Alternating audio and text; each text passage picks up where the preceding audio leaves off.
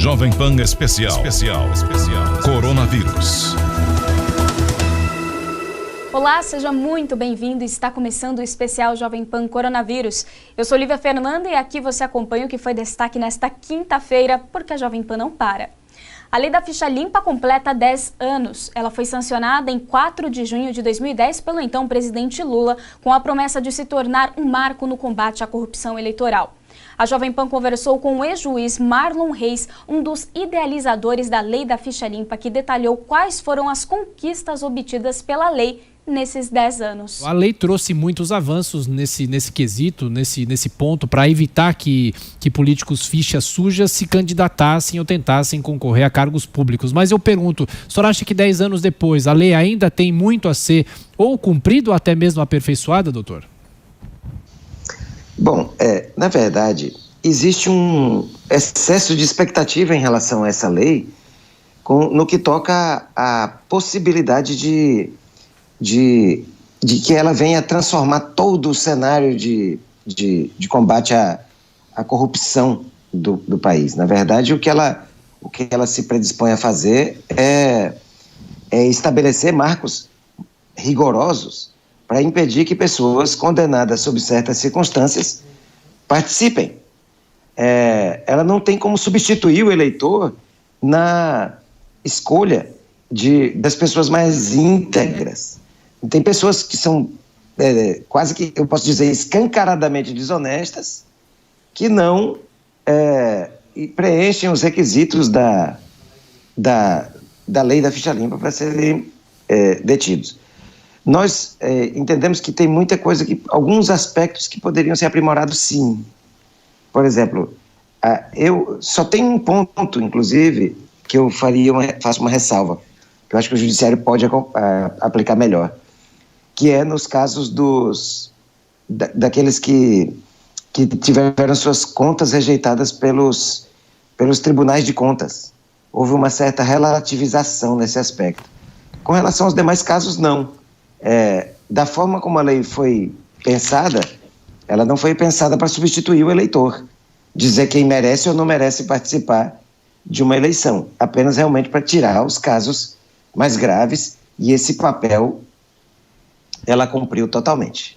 Doutor Marlon, pergunta agora de José Maria Trindade, de Brasília, que acompanhou todo esse processo de criação da lei e já a aplicabilidade nesses últimos anos. Zé Maria. Pois é, doutor Marlon, nós nos encontramos várias vezes no Salão Verde, eu fui uma testemunha ali próxima da sua batalha, né? É bom lembrar que esta lei Ficha Limpa, ela nasceu com um encanto, não.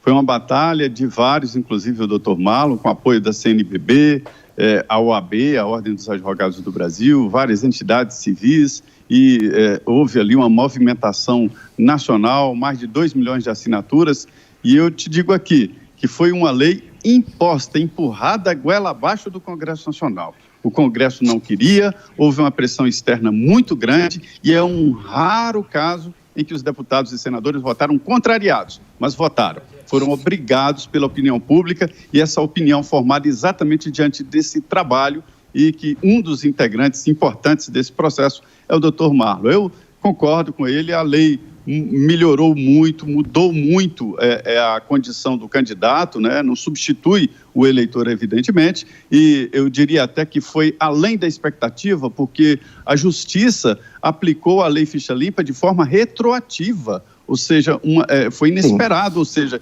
quem estava ficha suja antes da lei virou ficha suja, e isso é uma novidade em termos de interpretação de lei. Agora, é claro que sempre há a possibilidade de melhorar, mas eu diria assim, melhorou a qualidade do político, doutor Marlon, depois de 10 anos da lei? De fato, eu me lembro bem dos nossos encontros lá pelo Salão Verde. Foi uma grande epopeia e você tem toda a razão ao dizer que a lei da ficha limpa ela foi engolida, assim, né? Atravessada pelo Congresso Nacional. E digo mais, no dia que nós depositamos as quase 2 milhões de assinaturas lá na Câmara dos Deputados, entregando lá no Salão Verde, numa solenidade, Depois que tudo tinha acabado, um deputado se aproximou do grupo, infelizmente eu não lembro o nome dele, porque eu diria com tranquilidade. E de dedo em riste, ele virou para nós e falou assim: essa lei só vai ser aprovada quando um boi voar. E realmente a mobilização social, a força das pessoas que assinaram, do movimento de combate à corrupção eleitoral, que é um movimento importantíssimo, que tem hoje cerca de 70 organizações nacionais participando, lutando pela melhoria das eleições. Se não fosse por isso, não teria sido aprovado. O fato é que eu entendo que tem coisas que poderiam ser aprimoradas.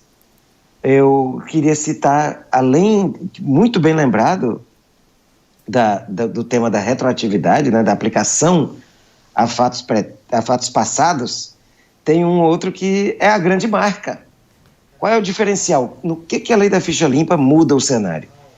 Ela muda o cenário quando ela rompe com a necessidade de que se observe o princípio da presunção de inocência em matéria eleitoral. Até então, alguém, para ficar privado da participação eleitoral, ele precisaria ter superada o trânsito em julgado, ou seja, não caber mais nenhum recurso. Condenado criminalmente, ele só ficaria inelegível depois de que não coubesse mais nenhum recurso. Essa foi a grande mudança, esse foi o grande corte feito pela lei da ficha limpa, que tornou possível a inelegibilidade decorrente de uma condenação por um órgão colegiado. Então, eu entendo que a partir daí nós temos muito pelo que lutar pela preservação, fiscalizar, evitar que hajam mudanças. Poderíamos aprimorar? Poderíamos, mas eu ainda acho que é hora de consolidar. 10 anos depois, ainda é hora de consolidar entendimentos. Eu tenho receio de que um projeto de lei que vise aprimorar a lei da ficha limpa seja transformado por outros interesses e o resultado seja pior do que o buscado. Então, agora a hora eu tenho certeza, de lutar pela preservação e pela efetiva aplicação da lei da ficha limpa em cada um dos seus detalhes. Doutor Marlon, pergunta agora de Rodrigo Constantino. Bom dia, doutor Marlon. O senhor mesmo disse que a lei de ficha limpa não visava a substituir o filtro do eleitor, né? E a gente vive uma crise de representatividade, não é só no Brasil, em muitos países. As redes sociais trouxeram aí à tona muitas coisas que antes não eram debatidas. Eu lhe pergunto a sua opinião pessoal sobre duas coisas: o voto distrital como instrumento para aproximar o eleitor do seu representante e uma candidatura avulsa, que estava também em debate, inclusive, no Supremo. Bom, eu particularmente, eu me aproximei muito da ideia de defesa do sistema distrital misto, que contempla, em parte, o modelo majoritário, que é esse que você menciona, o voto distrital puro, permitindo a votação de pessoas em distritos e, com isso, propiciando essa aproximação, e, em parte, a representação partidária. Eu acho que poderia ser um passo interessante. O sistema distrital funcionou no Brasil durante cerca de 400 anos. O sistema proporcional ele começou a existir a partir da década de 30. No passado, nós tínhamos voto distrital puro. Não foi uma boa experiência. Só para ter uma ideia, o coronelismo ele tinha como base política o distrito, que meio que se confundia com a base eleitoral dos proprietários locais, dos grandes proprietários de terras. Uma situação que, é óbvio, mudou demais do começo do século para cá, mas nós precisamos também levar em consideração a possibilidade de que o modelo distrital puro traga algum nível de distorção em relação ao favorecimento do caciquismo local, especialmente dos líderes políticos tradicionais. Mas isso não me impede de, hoje, refletir sobre a possibilidade de mesclar sistemas, pelo menos como um ponto de transição. Eu acredito que pode ser que no futuro talvez nem tão distante, nós possamos avançar para o sistema distrital. Mas talvez valesse a pena um grande acordo reflexivo para nós, pelo menos, darmos um passo nessa direção, pensando no sistema distrital misto. A empresa Ecolab, quase centenária no mercado da tecnologia e limpeza de água, tem 50 mil funcionários em 120 fábricas. No Brasil, são 1.500 empregados em áreas administrativas e de produção. A Jovem Pan conversou com o executivo Orson Ledesma, vice-presidente da Ecolab no Brasil, para entender quais são os desafios da empresa diante da pandemia de coronavírus. Bom, uma empresa grande como essa sentiu de que forma e sente ainda de que forma essa crise que nós estamos vivendo?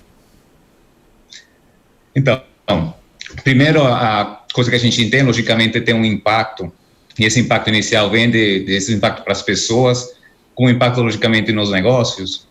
E, nesse sentido, a resposta que a Ecolab deu, e entendendo um pouco a Ecolab como a empresa que tem a capacidade, então, de atender diferentes setores no mercado, esses setores, como você comentou de início, setor industrial, setor institucional, a gente olha para esses clientes nossos como clientes que têm também atividades essenciais. Então, nesse sentido, a gente entende 3 pontos importantes dentro da nossa resposta. O primeiro é a gente ter uma resposta para nosso pessoal, para nossos empregados e funcionários. Então, garantir que eles tenham as condições adequadas para trabalhar, garantir que eles estejam seguros. Com isso, a gente implementou o trabalho desde home office também, para as pessoas que podem fazê-lo, e para as outras, todas as condições de afastamento, distanciamento físico e adequações às instalações que permitem eles trabalhar. Por quê? Porque precisamente os nossos clientes atendem e são e operam no que a gente conhece como uma indústria essencial também. Então, indústria de alimentos, temos hospitais, temos indústrias de energia, geração de energia, tratamento de água, então todos eles precisam daqueles produtos, serviços, tecnologias que a Ecolab pode fornecer. Por isso, a gente precisa e mantém essa continuidade do serviço nos nossos clientes, tanto produtos como um atendimento de forma remota que permita para eles continuar trabalhando. E finalmente, logicamente, proteger. Pode falar. Pode acrescentar, por favor. Vou passar a palavra daqui a pouco para o Beto Caetano, por favor. Ótimo. Eu queria comentar também, logicamente, entender como isso acaba, logicamente, protegendo também a companhia, garantindo que, desde o ponto de vista financeiro, investimentos, a gente revisite os planos que permitam dar continuidade ao trabalho e manter esse serviço para os nossos clientes. Beto Caetano, nosso comentarista de Economia e Negócios, a sua pergunta. Por favor, Beto. Orson, bom dia, né? Bom dia a todos que nos acompanham aqui na Jovem Pan. A Ecolab tem uma atuação, uma estratégia ligada à sustentabilidade, né? Pelo que vocês fazem. Essa é uma agenda que vinha sofrendo aí uns reveses recentemente, negação do aquecimento global, por exemplo. Como é que você pensa aí nesse mundo submetido a essa situação agora que vai sair empobrecido dessa crise? Obrigado. Bom dia, Beto.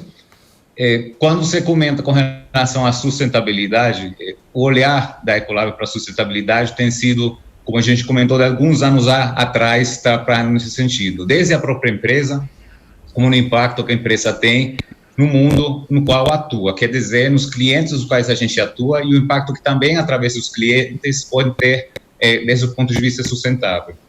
Quando olhamos sustentabilidade, olhamos desde o ponto de vista, por um lado, de pessoas, por um lado social, olhamos desde o ponto de vista ambiental, no meio ambiente, e olhamos desde o ponto de vista econômico. Quando sentimos o impacto do Covid, ele traz impactos tanto do ponto de vista social, quanto do ponto de vista das pessoas, quanto do ponto de vista também ambiental. É difícil nesse momento a gente entender que esse tipo de mudança não faça as pessoas e as indústrias voltar e entender como o aspecto de sustentabilidade é hoje mais importante do que nunca. Então, temos nas nossas mãos situações urgentes para resolver, como é o caso da pandemia, como é o caso de minimizar o contágio e, logicamente, os impactos que isso traz na população como um todo. Olhar para o impacto também desde o ponto de vista econômico e como isso se traduz na manutenção do aspecto e da atividade que permite também a supervivência das pessoas mas finalmente no aspecto ambiental acaba sendo também muito relevante. Então, assim como a gente olha para o curto prazo e o atendimento à pandemia, das ações que a gente faz agora, é muito relevante a gente continuar olhando para frente, continuar olhando aqueles aspectos que acabam sendo vitais para a continuidade das operações de nossa empresa e de todas as outras empresas para frente. E nesse sentido, a continuidade nos programas ambientais, a continuidade especificamente, por exemplo, no Brasil, no saneamento, no mercado de carbono, acabam sendo super relevantes para a gente poder garantir que essa nova fase, esse novo normal que vai se desenvolver, esses temas estejam presentes e continuem com a mesma força que a gente vinha trabalhando, se não mais. O Sindicato Empresarial de Hotéis, Restaurantes, Bares e Similares de Osasco, Alphaville e região elaborou um e-book Protocolos Covid-Free para orientar a sociedade sobre a reabertura econômica. Para entender o que propõe essa cartilha, a Jovem Pan ouviu o presidente do sindicato, Edson Pinto. Presidente, traz então para a gente detalhes onde acessa esse e-book, essa cartilha, como ela foi criada e o que traz o seu conteúdo.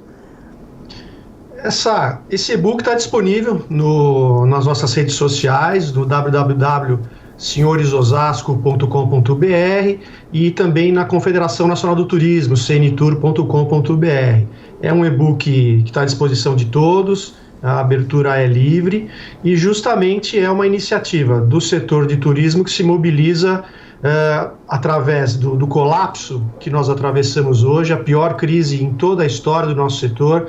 É o setor que no mundo foi o mais atingido, porque a Covid ela impacta, Adriana, justamente a dinâmica econômica do nosso segmento, que é eminentemente social, é de lazer, é de experiências.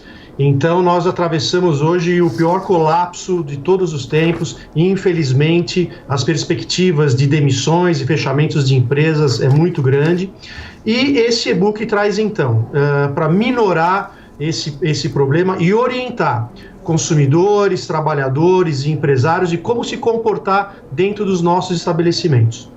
E eu estava dando uma olhadinha na cartilha, ela é bem interessante, bem objetiva, muito clara, toda dividida, né, pelos setores e pode ser acompanhada, claro, pelos empresários, pelos donos de negócios, mas por clientes também. Tem algumas dicas para clientes, é muito interessante para todo mundo dar uma olhada, dar uma lida, como que vai ser agora esse novo mundo que a gente vai enfrentar com a tão esperada reabertura do comércio. Com certeza, setores como o de turismo, hotéis, bares, esses setores foram muito atingidos e não vem já a hora de reabrir. As dicas práticas, por exemplo, eu acompanhei nos setores de hotéis, né? Hóspedes, por exemplo, vão ter que usar as máscaras em ambientes em comum, as camareiras vão ter que usar EPIs completos, os equipamentos de proteção, dentre muitos outros, como, por exemplo, a sugestão de trocar carpetes em ambientes, né? Muito legal isso, evitar objetos em excesso nos hotéis. E também esse momento da troca de quarto, né? Existe essa preocupação. Sai um hóspede, entra outro. Então, essas dicas práticas, para o empresário que já possa acompanhar, ele já pode começar a tomar providências, mesmo ainda fechado. Inclusive, ainda fechado, não? Não tem dúvida. É importante que o nosso consumidor, e o consumidor moderno realmente tem esse viés de ser um fiscal e nos ajudar a administrar também. Mas eu quero aqui trazer tranquilidade para os turistas que vão voltar, né? Ainda que as pesquisas mostrem que as viagens mais longas, aquelas especialmente feitas com uso de aviões, parte aérea, elas vão demorar um pouquinho mais. Num primeiro momento devem retornar às viagens mais curtas, feitas com o próprio veículo da família, e os hotéis já estão totalmente preparados para receber e se adaptar ao que a gente está chamando desse novo normal no turismo, né? Aquilo que foi antes da pandemia não vai se verificar até que a gente realmente encontre uma vacina. Então, os hotéis estão preparados para se adequar, para receber o hóspede, os restaurantes também, né? É importante a gente dizer, não existe possibilidade de contaminação via alimento, não há nenhum estudo ainda que comprove isso. Então, nós precisamos, né, agora fazer uma campanha, até em contraponto ao Fique em Casa, né? Houve muito essa campanha massiva. Sim. E nós precisamos combater, então, agora um pouquinho esse vírus do medo que se instalou na população e de que há possibilidade de sair. Claro, obviamente, tomadas todas as medidas de segurança higiênico-sanitárias, mas é possível retomar uma certa normalidade.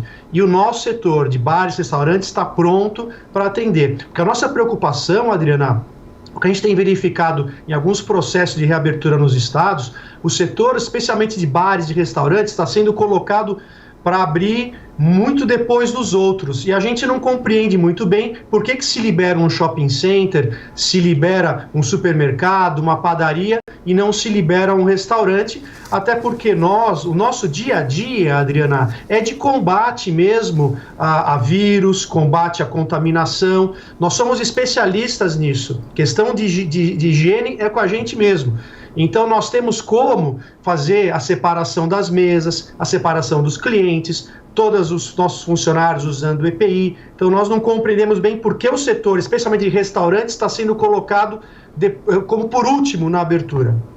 Realmente, os bares e restaurantes sempre já tiveram essa preocupação, né? Então agora imagine o quanto mais. E combater o vírus do medo, muito bem falado, as pessoas ficaram tanto tempo em casa e as informações são tão sempre assustadoras com relação ao contágio, que existe essa preocupação, esse medo com relação, vou utilizar esse talher, esse prato em comum, será que foi bem lavado, será que está seguro, será que eu estou me expondo? Então essa cartilha traz bem claramente as providências sendo tomadas. Como vai ser nos barzinhos? Algumas das sugestões da cartilha, por exemplo, dizem que os clientes devem ter a temperatura corporal testadas, que o espaço entre as mesas vai ser maior, que a redução da capacidade máxima dos estabelecimentos também vai mudar, vai ser de 30% a 50% reduzidas. E eu achei interessante também, os garçons devem conversar apenas com uma das pessoas da mesa, quando tiver muitas outras pessoas. O que os clientes vão encontrar nos barzinhos? Por que eles podem ficar seguros, então, para voltar a frequentar os restaurantes e também os bares? Adriana, é importante a gente fazer uma separação, né, entre restaurantes e bares. São atividades empresariais diferentes, com dinâmicas diferentes. Então, aquele bar, vamos chamar o bar da esquina da moçada, onde o jovem vai e fazia aquela aglomeração na esquina, isso não vai ser permitido mais, né? É importante que o empresário tenha consciência de não permitir esse tipo de aglomeração. E é por isso, especialmente aqui em São Paulo, Adriana, no protocolo, no Plano São Paulo, nós estamos onde bar e restaurante foram colocados juntos, lá na última etapa, abrir de forma plena, só na etapa verde, nós estamos solicitando ao governo que permita, nesse momento, a abertura dos restaurantes, porque no restaurante é mais fácil você fazer o controle de medição de temperatura, o controle de acesso. O tempo de permanência num restaurante é menor, a pessoa faz a sua alimentação e vai embora. Então, normalmente é 1 hora de permanência. Nos bares, às vezes, o período de permanência já é maior. No restaurante, há um consumo mais comedido, às vezes até nulo, de bebidas alcoólicas. Nos bares, o consumo de bebida alcoólica, às vezes, pode levar a um certo afrouxamento das condutas. Então, talvez, esses bares mais que são dados mesmo a diversão e lazer, talvez seja necessário que eles fiquem sim por um segundo momento. Mas os restaurantes, Adriana, até mesmo por uma questão que a nossa grande preocupação do setor é a segurança alimentar. Há então agora uma flexibilização em diversos estados, onde várias atividades estão voltando ao trabalho. Então a nossa grande questão é onde esses milhões de pessoas vão se alimentar, se nós vamos estar fechados. E, principalmente, se alimentar de forma saudável, segura e ao custo de um vale-refeição. Praticamente não existe delivery para atender todo mundo, o número é insuficiente para atender com essa qualidade de uma alimentação balanceada, que não seja comer lanche todo dia, né? Mas uma alimentação balanceada ao preço de um vale-refeição. O consumidor não vai encontrar. Então, a segurança alimentar está ameaçada se os bares não retornarem junto com as demais atividades. Olha, tem toda a razão, bem observado. E você falava agora há pouco, Edson, também sobre o cuidado que o empresário vai ter que ter com o seu estabelecimento com relação a não deixar formar aglomeração, principalmente em locais em que existe o consumo do álcool e as pessoas vão ficando um pouco alteradas, esquecendo as regrinhas a seguir. Os comerciantes passaram muito tempo fechados, sentiram na pele isso, e se reabrirem e falharem nesse sentido, eles podem sofrer penas judiciais. A cartilha traz orientações jurídicas também?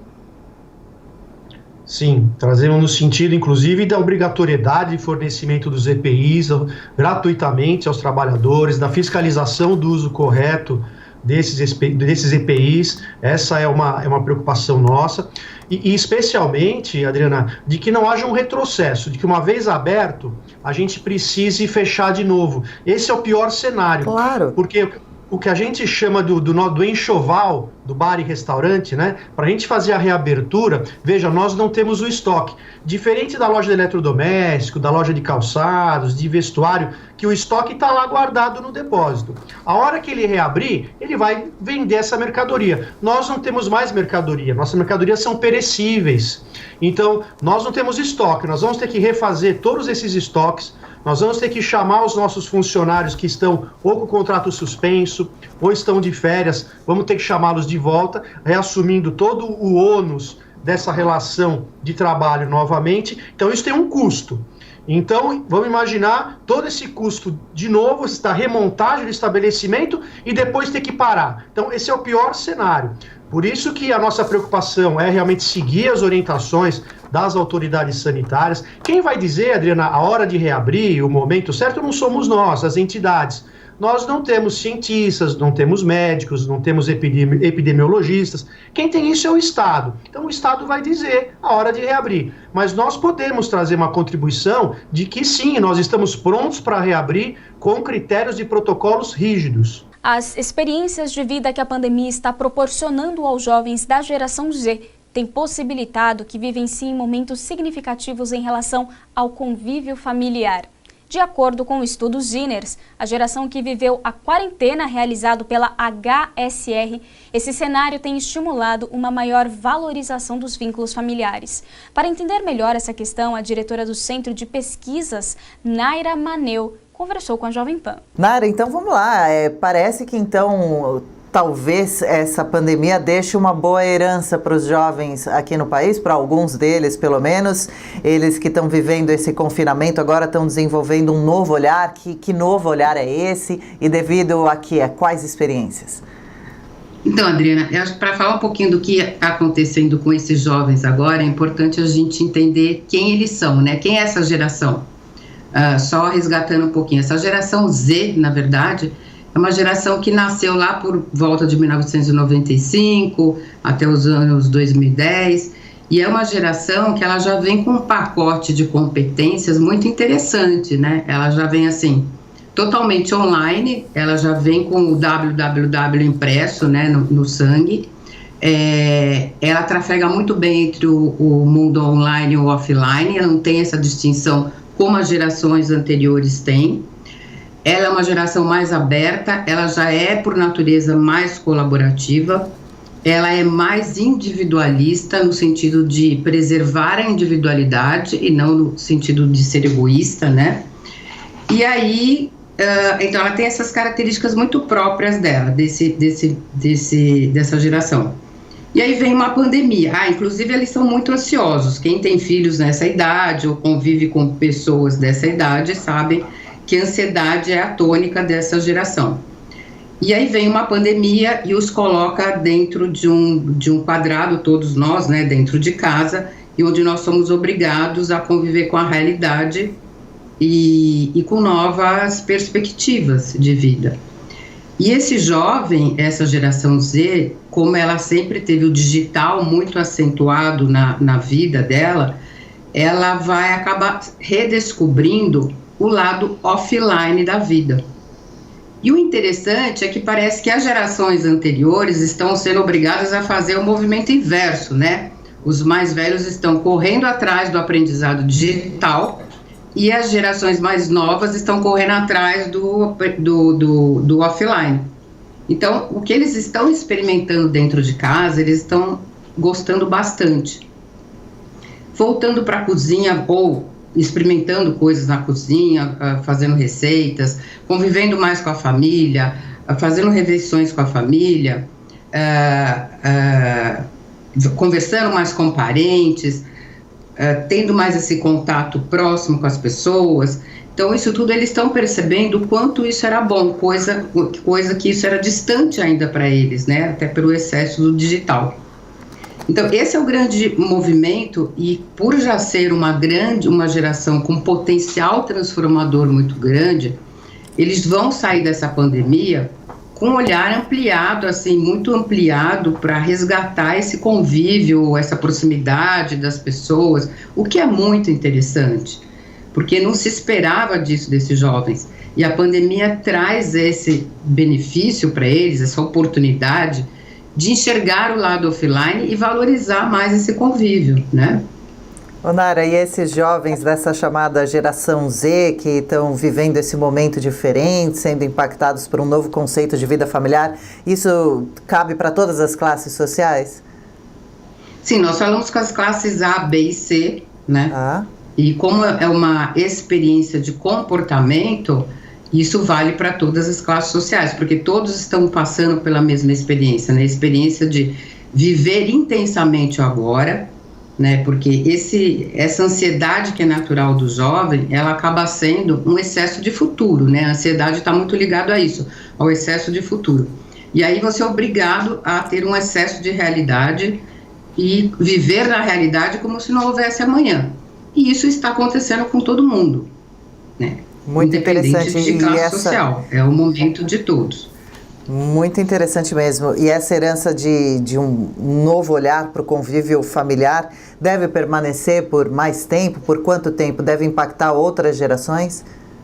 Eles próprios acreditam, eles querem que isso permaneça, porque a experiência deles com o convívio familiar foi muito positiva.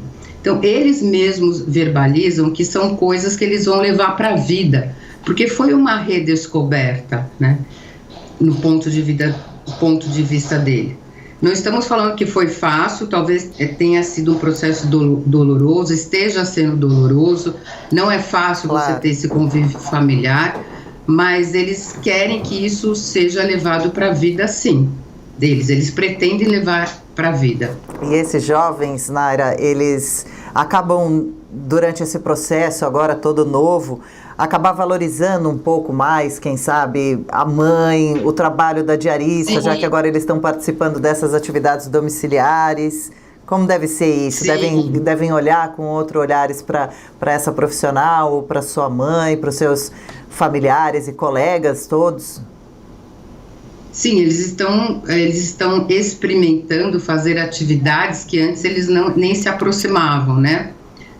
Então, participar da limpeza da casa, ir para a cozinha, tomar contato com essas coisas mais da realidade, que faz parte da realidade de todo mundo, e que eles estavam mais distantes, isso dá uma dose de realidade muito grande. Mas o lado bom é que essa vivência tem sido importante para eles, tem sido transformadora para eles, porque eles poderiam estar passando por tudo isso, mas não valorizando. Então, o grande achado é justamente isso, é como se eles estivessem resgatando essa dimensão humana que eles não vivenciaram, porque eles já vieram para o mundo num outro contexto que as gerações mais velhas não vieram. Então, eles vieram com excesso do digital e muito distante do pessoal. E mesmo que, apesar de todo o convívio na internet que eles fazem uso muito intenso, têm amigos, eles estão percebendo, se deram conta de como é importante você estar próximo das pessoas.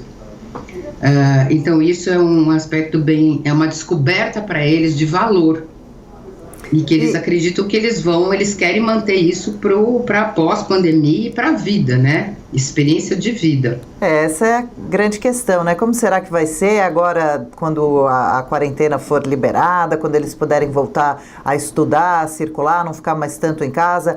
Eu imagino que tarefas como lavar louça, arrumar seu quarto, sua cama, almoçar e jantar com os familiares, bater papo, algum desses hábitos será que vão continuar? Eles querem continuar, talvez a vida não os deixe fazer com tanta frequência, porque não vai ser possível, né? Vai se tomar um outro ritmo. Mas é importante que o valor, olhar para esses eventos e enxergar valor, que é importante, né? É o fato importante, que antes não estava sendo feito. Então, olhar para isso, olha a importância de você compartilhar uma refeição com a família, ou entender as atividades que envolvem ou se administrar uma casa, ou manter uma casa limpa, organizada, olhar para isso e dar valor, esse é um fato importante e transformador na vida de um jovem, né? Que antes olhava para isso e passava até despercebido, ou até rejeitava, né? Porque não se permitia ter muito contato com essas questões. Claro, e esses jovens da geração Z vão também entendendo o espaço que ocupam, e aí a gente não está falando só fisicamente? Entendendo o espaço deles na sociedade? O espaço que eles ocupam dentro de casa, que o quarto deles pode ser um mundo para eles, reorganizar, ver o apartamento, a casa em que moram, valorizar esse teto, algum conforto e de uma certa forma entender também esse espaço que ocupam na vida, a pessoa que são, os valores que tem, como é bom ter uma casa, ser filho de alguém, ser bem tratado, ter o que comer, essas coisas que geralmente os jovens acham que caem do céu, como se diz. Eu acho que o outro benefício é essa dose de realidade que a pandemia está trazendo para eles, né? Que as coisas não se autolimpam, que as coisas não acontecem sozinha, que isso envolve esforço, dedicação. E embora eles sejam de uma geração menos egoísta e mais colaborativa, esse processo, por natureza, eles já são mais colaborativos ou têm esse olhar mais colaborativo para o mundo. Esse período de isolamento parece que potencializou isso que já vem meio na genética deles. Então, eles estão olhando para o mundo com um olhar mais solidário, eles estão apostando que a humanidade vai ficar melhor do que é. As pessoas vão ficar mais colaborativas, inclusive eles próprios. Eles vão estar e participar do mundo e da casa de um jeito mais intenso, né? E mais se posicionando de uma forma mais colaborativa efetivamente. Que legal, hein? E os pais, por sua vez? Muito. Os pais, por sua vez, podem tentar fazer alguma coisa, tomar alguma atitude, conversar de algum jeito com os jovens para que alguns desses benefícios permaneçam mesmo por longo tempo? O que acontece, Adriana, a tendência das gerações anteriores, né, sempre é olhar para os jovens ou tentar entendê-lo a partir do seu ponto de vista. E aí existe uma armadilha muito grande, aí existem os conflitos, aí existem os desentendimentos, porque você vai entender a partir do seu ponto de vista. Eu acho que o exercício aqui, o desafio aqui para os pais está na tal da empatia, em primeiro entender quem são esses jovens, que mundo que eles estão compartilhando, por que eles são da maneira que são, por que eles reagem da maneira que reagem. E aí, a partir desse primeiro entendimento, aí sim dá para você começar a estabelecer conversas para ajudá-lo a dar continuidade nessas conquistas, né, que ele fez durante a pandemia. Quer dizer que então... Então, o ponto de partida é realmente olhar sob a ótica deles o mundo e aí, então, ajudá-lo a dar continuidade às suas conquistas, porque ele já quer que isso aconteça. Então já é um ponto interessante, né? Que bom que eles queiram. O Senado aprovou por unanimidade o projeto que facilita o acesso a medicamentos orais contra o câncer a pacientes de planos de saúde. De acordo com o texto de autoria do senador Romário, do Podemos, os remédios da quimioterapia deverão ser entregues aos pacientes em até 48 horas. Para falar mais sobre esse projeto, como ele pode impactar os tratamentos contra o câncer, o oncologista e fundador do Instituto Vencer o Câncer, Fernando Maluf, conversou com a Jovem Pan. Vamos ouvi-lo. Doutor, inclusive a gente falava sobre esse projeto no último sábado, aqui na edição mesmo do Jornal da Manhã, e o senhor já dizia que pode ser um avanço. O senhor acha que na prática isso vai mudar o quê? De que forma que isso pode sair do papel? Porque no papel é uma coisa, na prática, no dia a dia, é uma coisa que pode ser diferente. Mas de que forma isso traz um avanço para o tratamento do câncer? Bom, esse é um dia histórico para a gente, é um dia histórico para o país, porque ontem, como você mencionou, o projeto Sim para a Quimio Oral, que foi da autoria do senador Regufe e relatoria do senador Romário, esse projeto que foi idealizado pelo Instituto Vencer o Câncer, no qual nós somos os fundadores, ele foi aprovado por unanimidade, 74 votos para sim e 0 votos para não.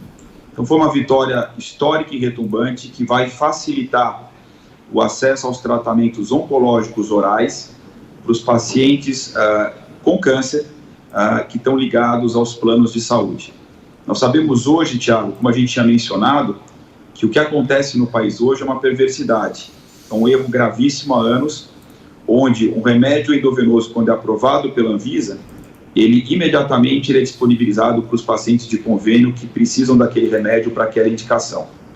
Quando o remédio ele é oral, por um motivo completamente não lógico e não biológico, ele tem que passar por uma segunda lista de aprovação além da Anvisa.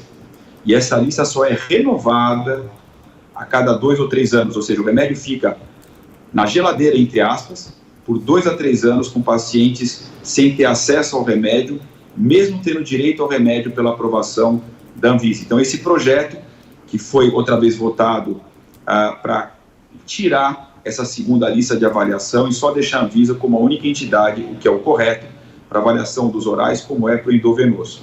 E lembrar que hoje, cada 10 remédios de câncer, 7 são orais. Então, nós estamos falando de um grande contingente de remédios que vão ser disponibilizados para as pessoas que têm direito a esses remédios. Doutor Maluf, pergunta agora de José Maria Trindade, direto de Brasília. Zé Maria. Olha, doutor, eu fico muito preocupado com essas intervenções legais do Congresso Nacional, né, em assuntos assim. Acho que a Anvisa e o próprio Ministério da Saúde é que tinham que espontaneamente tomarem essa decisão. Mas este é um caso que chega no momento correto, né? Um tratamento que pode ser feito em casa no momento de pandemia, né? Zé, você colocou num ponto importantíssimo. Eu acho que um dos motivos do aceleramento desse projeto, que o Instituto Vencer o Câncer tinha idealizado já desde 2018, que corre na Câmara dos Deputados e no Senado, foi que a aceleração se deveu em boa parte à pandemia. Por quê? Porque hoje, alguns tratamentos endovenosos podem ser convertidos para orais. Lembrar que as drogas orais, muitas delas não têm nem a versão endovenosa, ou seja, é ou elas, para curar, aumentar a sobrevivência e melhorar a vida dos pacientes.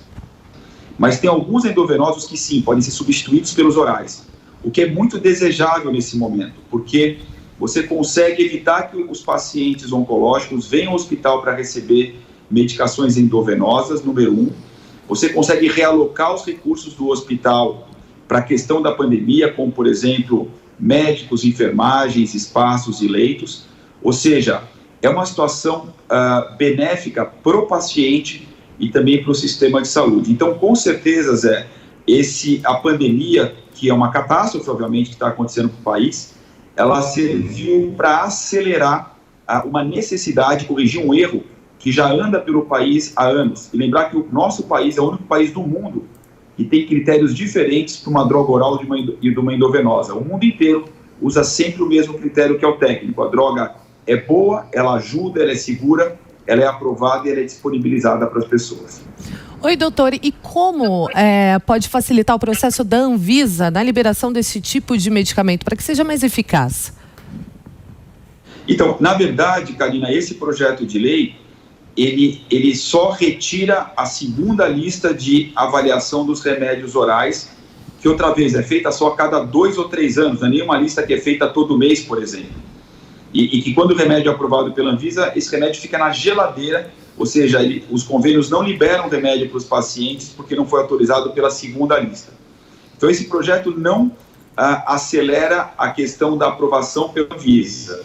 Mas a gente tem que entender também que a Anvisa, nos últimos anos, ela conseguiu diminuir os prazos para avaliação dos protocolos e também para uma decisão se aquela droga é ou não boa, é ou não segura. Então, aí a gente vai ter que trabalhar numa outra instância, que é como otimizar a avaliação e aumentar a rapidez da Anvisa para aprovação de remédios. Isso ainda, outra vez, melhorou, mas ainda não é perfeito.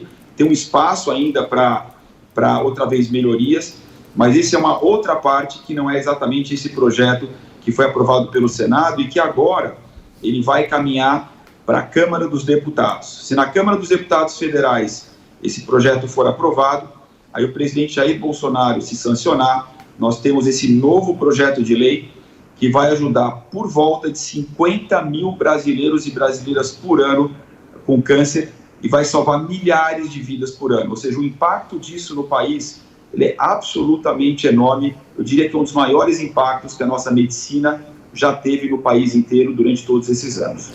Doutor Maluf, para a gente fechar, a pergunta de Rodrigo Constantino, dos Estados Unidos. Constantino. Bom dia, doutor. O senhor mencionou a importância, em tempos de Covid, desse tratamento oral para liberar espaço no hospital. A minha pergunta é um estágio antes. A gente sabe que a questão do câncer é muito importante, o diagnóstico o quanto antes, né? E muitas pessoas estão preocupadas de não irem a hospitais, né, com sintomas para fazer o diagnóstico. O senhor acha que isso é uma preocupação realmente relevante? Deve ter muito caso aí que pode explodir à frente por conta disso? Rodrigo, essa é uma excelente pergunta. Nós temos hoje 2 estudos, um inglês e um americano. O inglês que mostra que a mortalidade por câncer na Inglaterra vai aumentar em 2020 de 20% a 60% em relação a 2019. Nós temos um estudo americano que fala que nos últimos 3 meses, 88 mil casos de câncer de intestino, próstata, pulmão, mama e colo de útero deixaram de ser diagnosticados. Então, o que a gente está enxergando com a pandemia é, primeiro, que vários pacientes oncológicos deixaram os seus tratamentos, muitas vezes por pânico, angústia e por uma paralisia em relação à situação. Segundo, que os recursos dedicados ao Covid limitaram, muitas vezes, o acesso a leitos, às aplicações e à radioterapia. Terceiro, muitas pessoas que faziam exames de check-up e de rastreamento, geralmente se faz no começo do ano, vão deixar de fazer por mais de 2 anos, porque esse ano inteiro, obviamente, ele está perdido nesse sentido. Então, um alerta nosso da parte médica, e, por exemplo, no Hospital Albert Einstein, nós desenvolvemos protocolos para como tratar pacientes com câncer no meio da pandemia, fazendo algumas alterações dos protocolos oncológicos, mas mantendo a curabilidade no mais alto padrão. O meu conselho é que as pessoas com câncer conversem com seus médicos, que vão saber ponderar o melhor equilíbrio entre a cura do câncer, o melhor resultado, e ao mesmo tempo a proteção contra o Covid-19, e que as pessoas que não têm câncer, mas que tenham que fazer seus exames rotineiros, que nesse momento saiam do isolamento para fazer seus exames, porque outra vez, o medo da pandemia e do Covid, ele tem que ser menor do que o medo em relação a um tumor que é muito mais grave na vastíssima maioria dos casos. E termina aqui essa edição do especial Jovem Pan Coronavírus. Obrigada pela audiência e até mais. Jovem Pan.